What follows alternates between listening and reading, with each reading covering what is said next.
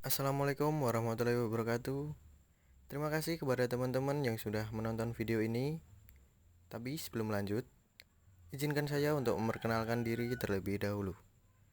Perkenalkan, nama saya Wanda Anggi Saputro, mahasiswa Uniba Surakarta, Prodi Manajemen semester 5. Pada video kali ini, saya akan membahas tentang teori permintaan.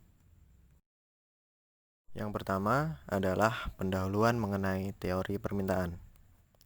Permintaan merupakan salah satu aspek terpenting dalam ekonomi manajerial. Permintaan ini penting bagi penciptaan, kelangsungan hidup, dan profitabilitas perusahaan. Berikut hal-hal yang mempengaruhi permintaan konsumen. Yang pertama, harga dari komoditas tersebut. Kedua, pendapatan konsumen. Ketiga, harga dari barang yang berhubungan atau substitusi dan komplementer. Yang keempat, selera konsumen. Dan yang terakhir adalah masih banyak lagi. Selanjutnya, permintaan individu terhadap komoditas. Permintaan timbul karena keinginan konsumen dan kemampuannya, atau biasa disebut hasrat dan keinginan yang didukung dengan pendapatan untuk membeli suatu komoditas. Oleh karenanya, teori permintaan konsumen adalah jumlah komoditas yang diminta merupakan suatu fungsi atau bergantung pada harga komoditas tersebut. Pendapatan konsumen, harga komoditas yang berhubungan dengan barang komplementer atau substitusi, dan selera konsumen. Selanjutnya adalah fungsi permintaan individual. Pada slide tersebut saya sudah menyiapkan rumus dan juga keterangannya. Saya akan membacakan ringkasan tersebut. Teori permintaan konsumen menjelaskan bahwa kuantitas komoditi yang diminta per satuan periode akan meningkat jika harga berkurang, pendapatan konsumen meningkat, adanya kenaikan dalam harga barang substitusi dan penurunan harga pada barang komplementer, serta dengan meningkatnya selera terhadap komoditi yang dibicarakan. Permintaan dan pendapatan. Kedua hal tersebut tidak dapat dipisahkan dalam dunia perekonomian. Saya akan menjelaskan sedikit mengenai kedua hal tersebut. Pada saat pendapatan konsumen meningkat, mereka akan lebih banyak membeli komoditi umum seperti sepatu, liburan, pendidikan, mobil, rumah, dan lain-lain. Disebut juga barang normal. Namun ada juga barang atau jasa yang tidak akan banyak dibeli oleh konsumen pada saat pendapatan mereka meningkat. Ini disebut sebagai barang inferior.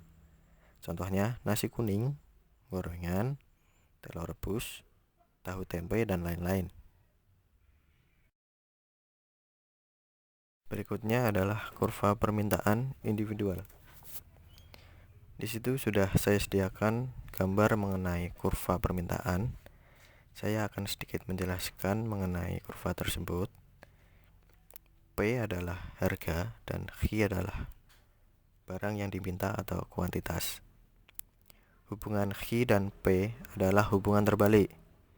Jika P atau harga naik, Q barang yang diminta akan turun.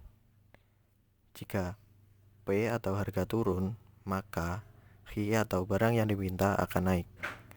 Kurva permintaan memiliki kemiringan yang negatif. Setelah melihat kurva tadi, saya akan menjelaskan sedikit tentang efek permintaan pasar. Yang pertama, efek kereta atau bandwagon effect, yaitu orang melakukan permintaan terhadap suatu komoditas karena orang lain membelinya. Biasanya kurva permintaan menjadi lebih datar. Yang kedua, efek kesombongan atau snoop effect, yaitu banyak konsumen yang berusaha tampil berbeda dan eksklusif dengan meminta lebih sedikit komoditas yang banyak diminta oleh orang. Jadi kedua efek ini sifatnya berlawanan ya. Berikutnya adalah permintaan yang dihadapi perusahaan. Permintaan yang dihadapi perusahaan bergantung pada ukuran permintaan pasar atau industri terhadap komoditas, bentuk organisasi industrinya, dan jumlah perusahaan yang ada di dalam industri tersebut. Permintaan yang dihadapi perusahaan bergantung pula pada tipe barang yang dijual. Nah, kedua tipe ini adalah yang pertama, barang tahan lama, yang kedua, barang tidak tahan lama. Biasanya barang tahan lama lebih bergejolak atau tidak stabil dibandingkan dengan barang tidak tahan lama. Menuju ke pembahasan yang terakhir mengenai struktur pasar, jumlah perusahaan, dan kaitannya dengan permintaan. Terdapat 4 jenis dalam pembahasan ini. Yang pertama, monopoli. Jika perusahaan satu-satunya produsen dari suatu komoditas dan tidak ada substitusi yang di dekatnya. Contohnya adalah Pertamina dan PLN. Jenis yang kedua, persaingan sempurna. Terdapat banyak perusahaan yang menghasilkan barang yang homogen atau identik, dan setiap perusahaan terlalu kecil untuk mempengaruhi pasar. Contohnya, pertanian dan barang grosiran pasar. Jenis yang ketiga, oligopoli. Terdapat sedikit perusahaan di dalam perusahaan yang memproduksi barang yang homogen atau terstandarisasi. Contohnya semen, baja, dan kimia. Barang yang heterogen atau terdiferensiasi, contohnya mobil, rokok, dan minuman ringan. Jenis yang keempat, monopolistik. Di sini banyak perusahaan yang menjual produk yang heterogen atau terstandarisasi, percampuran antara monopoli dan persaingan sempurna. Demikian presentasi dari saya mengenai teori permintaan. Terima kasih kepada teman-teman yang sudah menonton video saya yang tidak seberapa ini. Apabila ada salah kata dalam penyampaian, saya mohon maaf. Wassalamualaikum warahmatullahi wabarakatuh.